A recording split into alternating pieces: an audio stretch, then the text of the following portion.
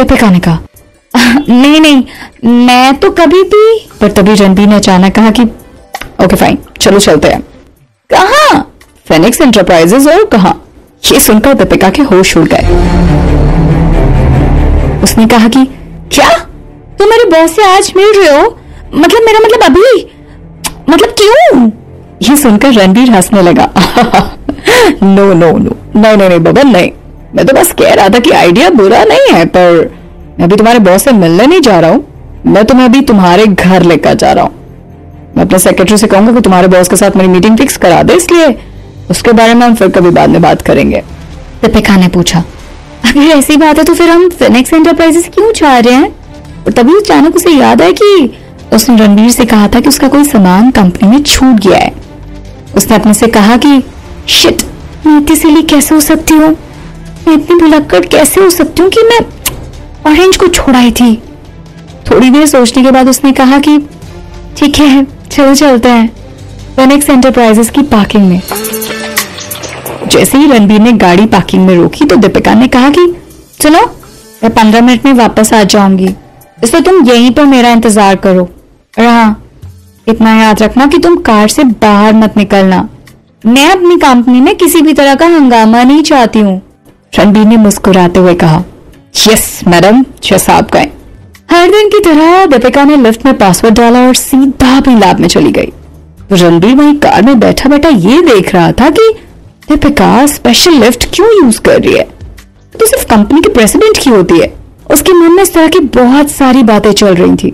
वो सारी बातों को एक के साथ जोड़ता जा रहा था, पर वो दीपिका को चोट नहीं पहुंचाना चाहता था, क्योंकि वो जानता था कि जब भी कोई दीपिका की पर्सनल लाइफ के बारे में कुछ पूछता है या पूछने की कोशिश करता है तो उसे बुरा लग जाता है।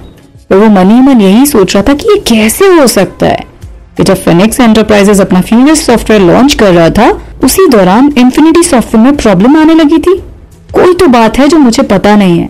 कहीं ऐसा तो नहीं कि किसी ने जानबूझकर इन्फिनिटी सॉफ्टवेयर के साथ छेड़छाड़ की हो। वो मन ही मन सोचने लगा कि कहीं फिनिक्स एंटरप्राइजेस दीपिका की पीठ पीछे कोई गलत काम तो नहीं कर रहा है, क्योंकि जहां तक उसे पता है दीपिका कभी भी उसके उसूलों के साथ खिलवाड़ नहीं करती।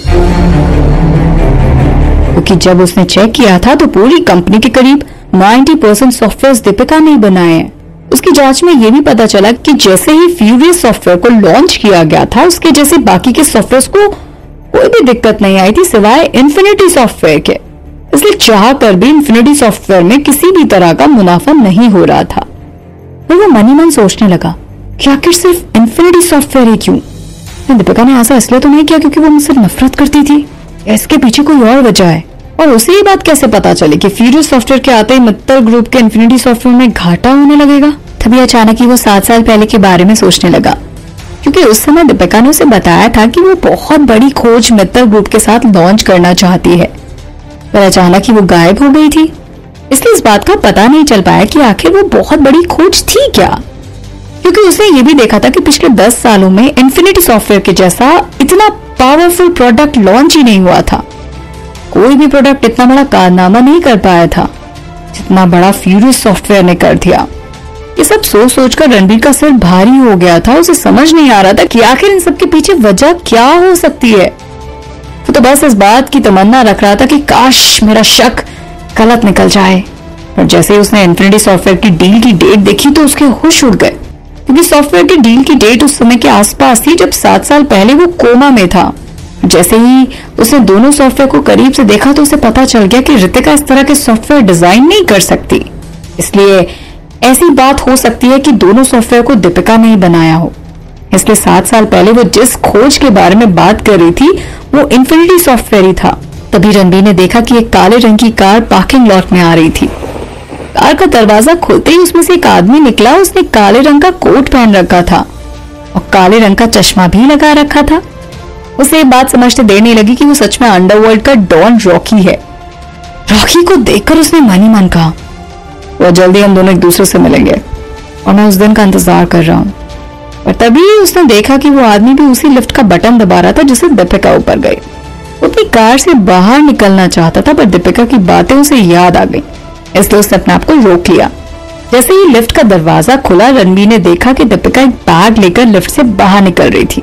पर अचानक ही अपने सामने उस आदमी को देखकर उसके हाथों से बैग नीचे गिर गया और वो पीछे की तरफ गिरने ही वाली थी कि तभी उस आदमी ने उसका हाथ पकड़कर उसे अपने पास खींच लिया। दीपिका अभी भी अपनी आंखें बंद करके खड़ी थी कि तभी रॉकी ने कहा कि ठीक है, आंखें खोल सकती हो तुम, क्योंकि अब तुम पूरी तरह से सुरक्षित हो। दीपिका ने जैसे ही अपनी आंखें खोली तो रॉकी को अपने सामने पाया और उसने उसे देखते ही कहा कि हाँ, थैंक यू बॉस, अगर आपने मुझे पकड़ा नहीं होता तो मैं गिर जाती। ये सुनकर रॉकी हंसने लगा और कहा कि हाँ, वेरी फनी, मैंने तुमसे कितनी बार कहा है ना कि मुझे थैंक यू मत बोला करो, अब तुम्हें इसकी सजा मिलेगी। और उसने ये कहते ही दीपिका का हाथ फिर से छोड़ दिया। वो जैसे ही गिरने वाली थी उसने दोबारा से उसका हाथ पकड़ लिया और कहा कि क्यों, मजा आया, कैसी लगी सजा? पर तभी रॉकी ने दीपिका के माथे पर अपना हाथ रखकर उसका बुखार चेक किया और कहा कि तुम्हारी तबीयत कैसी है, अभी बुखार पूरी तरह से ठीक है या नहीं? पर रात तुम अचानक कहाँ चली गई थी? कम से कम जाने से पहले एक बार मुझे बता तो देती। दीपिका ने रॉकी को रोकते हुए कहा कि बॉस प्लीज, अब आप एक साथ मेरे से इतने सारे सवाल मत पूछिए, आपको चिंता करने की जरूरत नहीं है, मैं पूरी तरह से ठीक हूँ। इतना ही नहीं, मुझे अब तो बेटर लग रहा है, काफी अच्छा लग रहा है, बस मेरा यहाँ कुछ सामान रह गया था इसलिए मैं उसे लेने आई थी और अब मैं अपने घर वापस जा रही हूँ। दीपिका कल रात के बारे में किसी भी सवाल का जवाब नहीं देना चाहती थी क्योंकि वो अपने बॉस को रणबीर के बारे में कुछ नहीं बताना चाहती थी। दीपिका की बातें सुनकर रॉकी मुस्कुराने लगा। उसने कहा कि ये तो अच्छी बात है कि तुम्हारी तबीयत अब पूरी तरह से ठीक है, पर अगर तुम्हें किसी भी तरह की मदद चाहिए तो तुम मुझे कभी भी कॉल कर सकती हो। बाय द वे, कहीं तुम अभी भी गाड़ी चलाकर तो घर नहीं जा रही? एक काम करो, तुम मेरे हेलीकॉप्टर से अपने घर चली जाओ। पर तभी दीपिका को याद आया कि कोई उसका गाड़ी में इंतजार कर रहा है। वो तिरछी नजर से रणबीर की गाड़ी की तरफ देखने लगी। गाड़ी में काला शीशा लगा था इसलिए उसे रणबीर का चेहरा बिल्कुल साफ नहीं दिखाई दे रहा था और तभी उसका फोन बजने लगा। दीपिका ने जैसे ही फोन उठाया तो दूसरी तरफ से रणबीर बोला। रणबीर ने कहा कि अगर तुम 3 मिनट के अंदर अंदर वापस नहीं आई तो फिर तुम्हारे बॉस के सामने मैं अभी अभी आ जाऊंगा और अभी के अभी मुझे उससे मिलना पड़ेगा। ये सुनकर दीपिका मन ही मन सोचने लगी कि पता नहीं ये आदमी क्या क्या करवाता रहता है। ये दोनों मुझे समझते क्यों नहीं है यार, मुझे समझ नहीं आ रहा मैं क्या करूं। तड़पता है क्यों, धड़कता है क्यों, ये जाने न मैं न तू, कैसा ये दिल का कनेक्शन है तुझसे हुआ, ये जाने